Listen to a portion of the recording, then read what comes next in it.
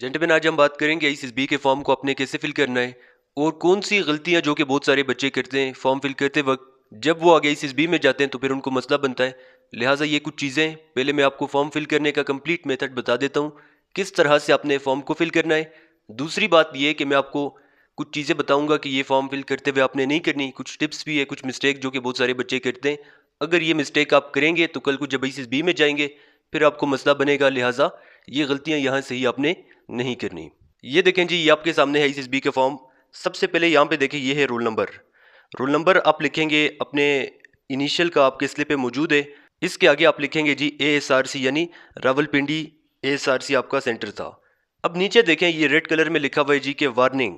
इस वार्निंग को भी हम लास्ट में डिस्कस करते हैं कि वार्निंग ये क्यों दिया जाता है कि एकेडमी आपने ज्वाइन नहीं करनी, इसकी वजह क्या है वो भी मैं आपको बताता हूँ।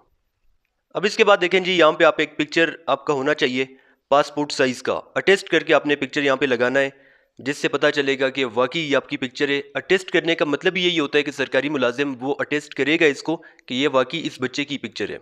इसके बाद देखें, सबसे पहला है जी name in full capital letters. अपना नाम आप यहाँ पे लिखेंगे कैपिटल लेटर्स में। कैसे आपने करना है वो मिस्टेक मैं आपको आगे बताता हूँ। उसके बाद लिखेंगे जी father name in capital letters. अपने फादर का नाम आप लिखेंगे कैपिटल लेटर्स में।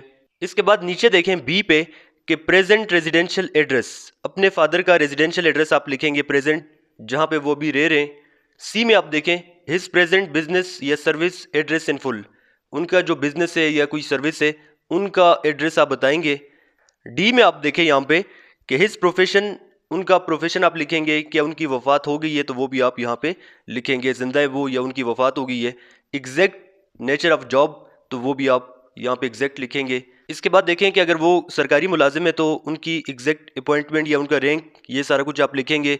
वो सर्विस में या पेंशन वो ले रहे हैं तो वो भी आपने यहाँ पे बताना है। ई में आप लिखेंगे जी कि सैलरी उनकी क्या है और कितना टैक्स वो देते हैं, यहाँ पे वो आप लिखेंगे।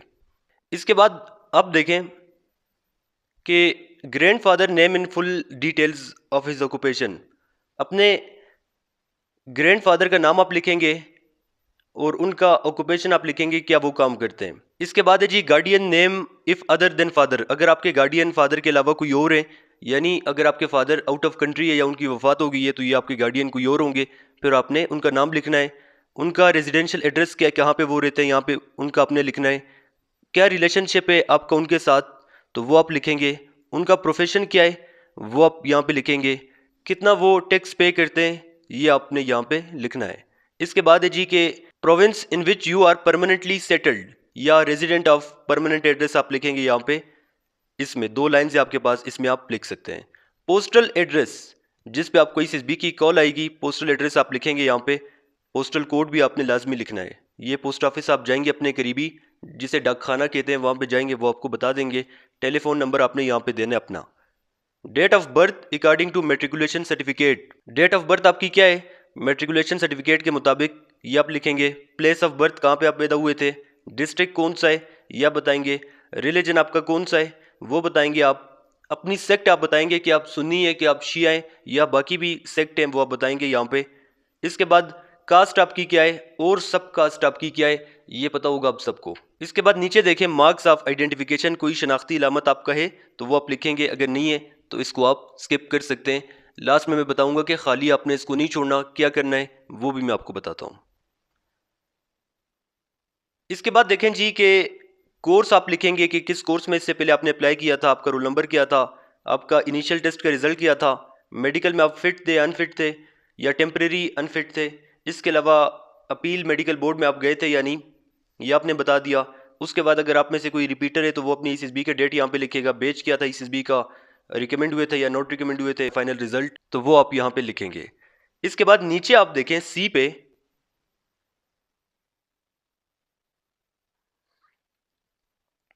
Have you ever been admitted to any Pakistan army navy air force officers training. इससे पहले आपने कभी ट्रेनिंग में आप गए हैं या नहीं, अगर नहीं गए तो नो करेंगे आप यहाँ पे। नेशनलिटी आप बताएंगे कि आप उन टेरिटरीज में तो पैदा नहीं हुए जो कि अभी पाकिस्तान में इंक्लूड हो गए, तो वो येस नो करेंगे। मोस्टली बच्चों का नो होगा। नीचे बी में आप देखें कि क्या आपके पास पाकिस्तान के अलावा कोई नेशनलिटी है तो वो आप बताएंगे। इसके बाद आपके फादर की कोई नेशनलिटी है पाकिस्तान के अलावा या आपकी मदर की, तो वो आप बताएंगे। डी में आप लिखेंगे जी कि आपके जो पेरेंट्स हैं उनके डोमिसाइल के बारे में वो आप बताएंगे, जिससे पता चलेगा कि क्या वाकई वो पाकिस्तानी है या नहीं है। इसके बाद आप देखें जी यहाँ पे कि if the nationality of your parents, वो अगर पाकिस्तानी नहीं है तो वो कब आए थे पाकिस्तान, ये आप बताएंगे। तो पाकिस्तान के बाहर वो किस जगह पे रह रहे थे वो आप यहाँ पे बताएंगे। तीसरे पे आप बताएंगे जी if your parents ex Indian थे, तो वो इंडिया में जब थे पाकिस्तान से पहले, इंडिया में वो किस जगह में रहते थे वो आप यहाँ पे बताएंगे। इसके अलावा नंबर 4 पे आप देखें कि क्या पाकिस्तान का जो 1951 का सिटीजनशिप एक्ट है उसमें आप रजिस्टर्ड हैं या नहीं, वो आप लिखेंगे। और नंबर 5 में आप लिखेंगे जी कि वो आपने अटैच करना है फिर जो भी 1951 का जो एक्ट है, ये सिर्फ उन बच्चों के लिए जिनके पेरेंट्स बाहर से माइग्रेशन उन्होंने की है या उनकी कोई अदर नेशनलिटी थी, वो आप बताएंगे। वैसे आम बच्चों के लिए ये नहीं है, तो इसको आप स्किप कर सकते हैं। इसके बाद 22 पे लिखा हुआ है जी कि आप कोई क्रिमिनल प्रोसीडिंग्स या कोर्ट में आप इन्वॉल्व थे, यानी कोई क्रिमिनल आपने कोई काम किया है, कोई FIR वगैरह पे हुआ है, तो वो येस नो में आप करेंगे। 23 में आप बताएंगे have you served Pakistan armed forces, या किसी सरकारी इदारे में आपने सर्व किया है, अगर किया है तो आपने अपने डॉक्यूमेंट्स यहाँ पे अटैच कर देने। बी में आप देखें are you a stipendiary of any government department या प्राइवेट, अगर कोई आपको स्टाइपेंड मिल रहा है किसी सरकारी इदारे से तो वो येस नो आपने करना है। 24 भी आपने देख लेना है, अगर आपका है तो टिक लगा देना, अगर नहीं है तो आपने छोड़ देना है इसको। 14 आपको पता होगा जी कि मैरिटल स्टेटस आपका सिंगल है या मैरिड है। 15 में आप देखें जी कि नाम आपने देने और एड्रेस आपने देना है। Occupation of near relatives, brothers, real uncles, brothers in law, इन सारों का आपने नाम लिखना है, ऑक्यूपेशन और एड्रेस आपने लिखना है। ये 4 ही लाइन्स है आपके पास, इसमें आपने सारा कुछ करना है। 16 में आप देखें जी कि जो ऊपर आपने रिलेटिव्स का नाम लिखे हैं, जो भी भाई थे, अंकल वगैरह, उनमें कोई भी पाकिस्तान आर्मी नेवी एयरफोर्स में सर्व कर रहे हैं तो उनका नाम आपने देना है, सब कुछ डिटेल्स आपने देने। 17 में आपने बताना है जी कि प्रोमिनेंट पर्सनस आपकी फैमिली में से कोई हैं, उनका नाम आपने लिख देना है, कॉन्टैक्ट नंबर, एड्रेस, सारा कुछ आपने लिख देना है। जो भी फेमस पर्सनस हैं वो आपने बता देने। 18 में आपने 2 गेजेटेड ऑफिसर का नाम लिखना है। वो आपके रिलेटिव नहीं होने चाहिए, आपके फैमिली में नहीं होने चाहिए, लेकिन वो आपको अच्छी तरह से अगर जानते हो तो आपने उनका नाम लिख देना है, क्योंकि GHQ उनसे फाइनल वेरिफिकेशन सब कुछ उनसे ही करेंगे ताकि वो आपके बारे में कंप्लीट इन्फॉर्मेशन दे GHQ को। ये तो यहाँ तक हो गया है। 19 में आप देखें जी एजुकेशन आपने मैट्रिक किस साल में की है, किस स्कूल या कॉलेज से किया है, रोल नंबर वगैरह आपने दे देना है, FFSC भी इस तरह से आपने कर देना है। इसके बाद नीचे आप देखें बी पे, बी में आप लिखेंगे जी स्पोर्ट्स के डिटेल्स, कॉलेज वगैरह में आपने खेला है, गेम का नाम क्या था, उसमें कोई डिस्टिंक्शन वगैरह आपको मिले तो वो आपने बता देने हैं, अगर नहीं तो इसको आप स्किप भी कर सकते हैं। इसके बाद नीचे आप देखें यहाँ पे एक नोट आपको दिया है कि इससे लेकर अभी से 20 से 25 तक जो भी इंफॉर्मेशन है उसमें आप टिक या क्रॉस करेंगे और ये आपकी सिलेक्शन या रिजेक्शन में इसका अहम किरदार है। अगर आपने कोई भी चीज़ गलत कर दी है तो आपको रिजेक्ट भी किया जा सकता है, लिहाजा ये आपने सोच समझ के करना है कि इससे पहले आपने अप्लाई किया पाकिस्तान आर्मी नेवी फोर्स के कमीशन के लिए, येस करेंगे या नो करेंगे। अगर आपने येस कर दिया तो सारा कुछ आप इन्फॉर्मेशन यहाँ पे देंगे, फिर किस कोर्स में आपने अप्लाई किया था ये आपने बता देना है।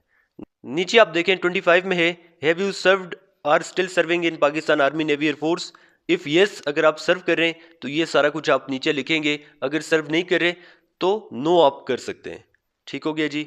नीचे 26 में आप देखें सारा कुछ आपने पढ़ देना है, नीचे फिर आपने यहाँ पे प्लेस लिख देना है जिस जगह से आप हैं, डेट आप लिखेंगे और अपना अपने सिग्नेचर यहाँ पे कर देना है।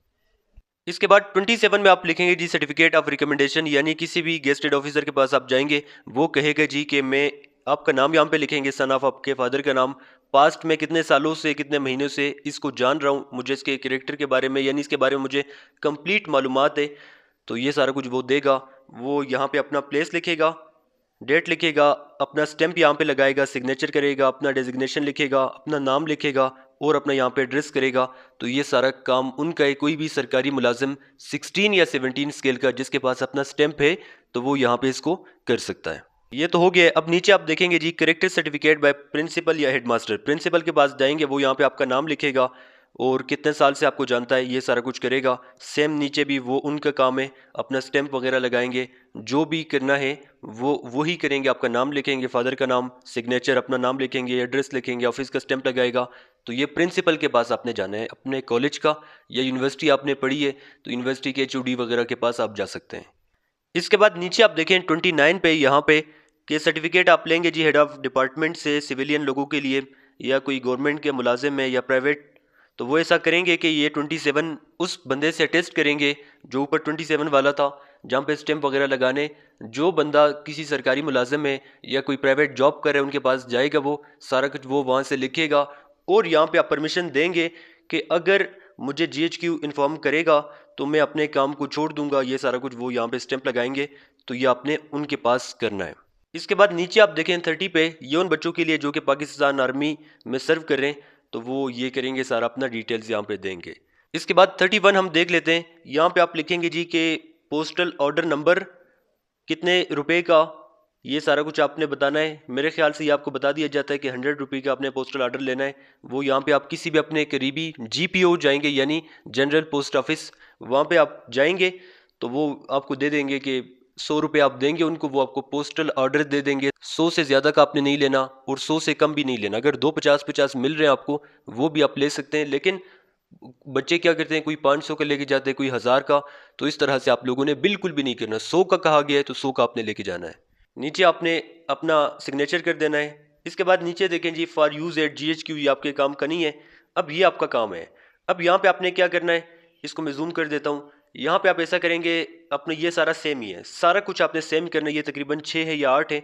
इसमें आपने अपना रोल नंबर यहाँ पे लिखना है, अपना नेम लिखना है, आपने एड्रेस अपना लिखना है, एड्रेस कंप्लीट आपने लिखना है अपने पोस्ट ऑफिस का, क्योंकि यही स्लिप आएगा आपके कॉल लेटर के ऊपर। मोबाइल नंबर यहाँ पे आप लिखेंगे, एक 2 मोबाइल नंबर लिखें, या बल्कि 3 भी आप लिख सकते हैं, ताकि जब पोस्ट ऑफिस वाले आपको कॉल करें, एक नंबर अगर आपका बंद भी हो, सिग्नल्स का मसला होता है, तो 2-3 नंबर यहाँ पे होने चाहिए। ये सारे 6 हैं तो 6 के 6 में आपने यही करना है। इसके बाद हम ऐसा करते हैं जी कि रिक्वायर्ड डॉक्यूमेंट्स, आपके डॉक्यूमेंट्स कौन से हैं। डॉक्यूमेंट्स में ये कि एप्लीकेशन फॉर्म जो कि आपके पास एप्लीकेशन, ये जो आपको फॉर्म मिला है, ये आपने सबमिट करना है। रजिस्ट्रेशन स्लिप आपके पास होना चाहिए और मेडिकल का स्लिप, अप्लाई करते वक्त जो स्लिप आपको मिला था वो होना चाहिए, और मेडिकल का स्लिप अगर आपके पास नहीं है सेंटर में मौजूद होगा। FRC आपके पास होना चाहिए, फैमिली रजिस्ट्रेशन सर्टिफिकेट, ये इंपॉर्टेंट है, ये आपके पास होना चाहिए। इसके बाद देखें जी कंप्यूटराइज नेशनल ID कार्ड को आपने टेस्ट करना है, ये आपके पास होना चाहिए। इसके बाद है जी फादर के ID कार्ड को आपने फोटोकॉपी करके उसको भी आपने अटेस्ट करने। अगर इससे पहले आप ISSB में अपेयर हो चुके हैं तो ISSB का नोट रिकमेंडेशन या रिकमेंडेशन लेटर है, उसको भी आपने अटेस्ट करना है। इसके बाद नो ऑब्जेक्शन सर्टिफिकेट, ये उन बच्चों के लिए जो कि पाकिस्तान आर्मी नेवी एयरफोर्स में ऑलरेडी सर्व कर रहे हैं, तो उनके पास ये सर्टिफिकेट होना चाहिए। इसके बाद आपने मैट्रिक और इंटर का सर्टिफिकेट जो है, वो मार्कशीट वगैरह, वो सब कुछ आपने उनकी फोटोकॉपीज फ्रंट से भी और बैक से भी आपने अटेस्ट करने। नंबर 10 उन बच्चों के लिए जो कि होप सर्टिफिकेट पे अप्लाई कर रहे हैं, उन्होंने लाजमी ये अटेस्ट करके देना है। अटेस्ट अगर नहीं होगा फिर मसला बनेगा आपको। ये इक्विवेलेंट सर्टिफिकेट आपके पास होने चाहिए, BA BSc का या MA MSc का, जिन बच्चों की ये क्वालिफिकेशन है। इसके बाद photocopy of discharge certificate, pension, या उन बच्चों के लिए तो ये आपने स्किप कर देना, ये आपके काम का नहीं होगा। अगर जिसका है तो वो कर देना है। Ward certificate of father serving in arm forces, तो वो भी आर्म फोर्सेज वाले बच्चों के लिए। इसके बाद है जी 14 फोटोकॉपी ऑफ डोमिसाइल सर्टिफिकेट आपके पास होना चाहिए, डोमिसाइल, और वो आपने टेस्ट करने फ्रंट से भी और बैक से भी आपने करने। उसके ओरिजिनल आपने नहीं देने, ये सारे आपने फोटोकॉपीज देने हैं। 15 में आप देखें जी पोस्टल ऑर्डर 100 रुपये का, मैंने आपको ऑलरेडी बता दिया है। इन्वेलप आपके पास होना चाहिए क्लॉथ वाला, वाइट कलर का, ये भी आपने लाजमी लेना है। उसी इन्वेलप में आपने ये सारे डॉक्यूमेंट्स करके स्टेपल करके आपने उनको देने हैं। ये तो हो गया हमारा फॉर्म। अब फॉर्म के ऊपर देखें, सबसे पहले रेड कलर का लिखा हुआ है जी वार्निंग, कि अगर आप कोई कोचिंग एकेडमी ज्वाइन करेंगे तो ये आपकी पर्सनालिटी को फेक बना देंगे और ISSB में आपको रिजेक्ट कर दिया जाएगा। इसकी हकीकत क्या है, ये क्यों लिखा गया है, इसका मकसद क्या होता है, सारा कुछ मैं आपको अगली वीडियो में एक्सप्लेन करूंगा। आपको तैयारी कैसे करनी चाहिए, कहाँ से करनी चाहिए, एकेडमी ज्वाइन करने के फ़ायदे क्या हैं, नुकसानात क्या हैं, घर में अगर आप तैयारी करेंगे तो उसके क्या फ़ायदे होंगे, क्या आपको नुकसानात होंगे, सब कुछ मैं आपको बताऊंगा अगली वीडियो में। लेकिन अभी मैं आपको कुछ टिप्स दे देता हूँ कि फॉर्म फिल करते वक्त आपने क्या करना है। देखें, जब भी आपका इनिशियल इंटरव्यू हो जाता है, जब भी आप वापस आते हैं घर, कोशिश करना है आपने कि रास्ते में ही आपने फोटोकॉपी कर देने। फॉर्म के 2 फोटोकॉपी आपने करने। पहले आपने फोटोकॉपी को फिल करना है। कोई अगर कटिंग वगैरह आप करेंगे तो फोटोकॉपी पे करें, ओरिजिनल को आपने पहले नहीं करना। इसके बाद बिल्कुल नीट और क्लीन आपने ये फॉर्म फिल करना है। ये आगे ISSB में जाएगा। और इसके बाद कटिंग वगैरह आपकी नहीं होनी चाहिए। पेन, इंक वाला पेन आपने नहीं उसके साथ फिल कभी भी आपने इसको नहीं करना। इंक वाला पेन आपके पेज को ख़राब कर देगा और आपको फिर आगे मसला बनेगा, लिहाजा उसको आपने नहीं करना। इसके बाद कोई भी चीज़ आपने खाली नहीं छोड़ना। अगर आपके काम का नहीं है आप उसे इन स्लैश नॉट एप्लीकेबल या डैश वगैरह लगा सकते हैं, उसको खाली आपने नहीं छोड़ना, जिससे पता चलता है ये लड़का जो है ये इररिस्पॉन्सिबल है। बिल्कुल स्ट्रेट आपने लिखना है, ना बहुत छोटा लिखना है ना बहुत बड़ा लिखना है, नॉर्मल आपने लिखना है। वही चीज़ें आपने लिखनी है जो कि अप्लाई करते वक्त आपने मालूमात दिए थे, जो स्पोर्ट्स आपने लिखे थे, फादर की सैलरी वगैरह, ज़मीनों के बारे में जो भी चीज़ें हैं वो आप यही लिखेंगे। और फोटोकॉपी या पिक्चर्स वगैरह इसके आपके पास होने चाहिए, क्योंकि जब आगे ICSB में आप जाएंगे दोबारा से आप फॉर्म फिल करेंगे, यहाँ से जो मालूमात आप भेज रहे हैं अप्लाई करते वक्त जो आपने लिखे थे वही फिर आगे ICSB में आप करेंगे। यहाँ पे जो हॉबीज़ आपने लिख दिए वो अपने ज़बानी याद करने हैं, क्योंकि उसके बारे में आपसे सवाल पूछे जाएंगे। सारा कुछ इस फॉर्म में जो आप लिख रहे हैं उसके बारे में कंप्लीट आपसे आगे सवाल पूछे जाएंगे, वो फिर आपने डिफेंड करने। अगर डिफेंड नहीं कर सकते इसका मतलब ये कि आपने ये झूठ लिखा है, यहाँ पे कुछ और आप लिख रहे हैं, अप्लाई करते वक्त आपने कुछ और लिखा था, ICSB में जाके कुछ और लिखेंगे तो भी आपको मसला बनेगा। डबलिंग आपने नहीं करनी, डबलिंग अगर आप करते हैं तो भी मसला बनता है। ग्रामेटिकली मिस्टेक आप कोशिश करें ना करें। बहुत सारे बच्चों को स्पेलिंग्स नहीं आते, वो आपने कभी भी नहीं करने। अगर आप वो करेंगे फिर आपको मसला बनेगा। पहली बात तो ये कि अगर आपके फैमिली में कोई आर्मी नेवी एयरफोर्स में, उनके बारे में कंप्लीट आपको पता होना चाहिए। जिनका नाम भी आप यहाँ पे लिख रहे हैं पहले आप रिसर्च करें उनके बारे में कंप्लीट, पहले फोटोकॉपी पे आप लिखें, उसके बाद जब सब कुछ कंफर्म हो जाता है उसके बाद आपने ओरिजिनल फॉर्म पे करना है। बहुत सारे बच्चे पहले ही ओरिजिनल पे कर देते हैं तो वो फिर मसला बनता है। कटिंग आप कर देते हैं, पता चल जाता है इस बच्चे ने कटिंग की है तो ये इसने कुछ झूठ लिखा है, पहले या झूठ था या भी इसने दोबारा से झूठ लिख दिया। इस तरह से नहीं करना। और भी काफ़ी चीज़ें जो कि आपने नहीं करनी। इसके अलावा अगर आप लोग हमारी ऑनलाइन क्लासेस लेंगे कंप्लीट हम आपकी तैयारी करवाएंगे। और दूसरी बात ये कि हमारा जो यूट्यूब चैनल है ICSB स्मार्ट स्टडी, यहाँ पे आप विजिट करें, कंप्लीट आपको डेटा मिल जाएगा ICSB के बारे में, सब कुछ ए से लेकर जेड तक। इसी यूट्यूब चैनल को अगर सब्सक्राइब करना चाहते हैं आप तो सब्सक्राइब कर दें। कंप्लीट आपको ए से लेकर जेड तक यहाँ पे सब कुछ मिलेगा। इंशाल्लाह अगली वीडियो में हम डिस्कशन करेंगे ये जो वार्निंग आपको दिया है कि अकेडमी आपने ज्वाइन नहीं करनी, इसकी क्या हकीकत है, क्यों आपको ये दिया गया है, कंप्लीट इसमें हम बात करेंगे।